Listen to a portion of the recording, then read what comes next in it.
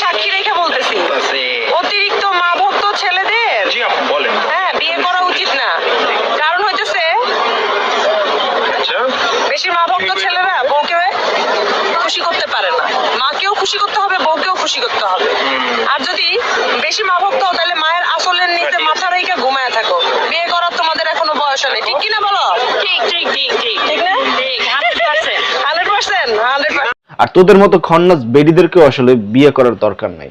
তোরা ওই সিএনজি যেভাবে ভাড়ায় চালিত না, হ্যাঁ ওইভাবে ভাড়ায় চল, ঠিক আছে? তোদের স্বামীরও দরকার নেই। প্রত্যেকটা সন্তানের কাছে তার মা খুবই সম্মানিত, যেটা পবিত্র কোরআন থেকে এবং নবীজি সাল্লাল্লাহু আলাইহি সাল্লামের শিক্ষা থেকে আমরা জানি। এবং একজন মা একটা সন্তান লালন পালন করতে এবং গর্ভধারণ করার থেকে শুরু করে এবং কতটা কষ্ট ক্লেশ করে যায় সেটা একমাত্র মা বাবাই জানে।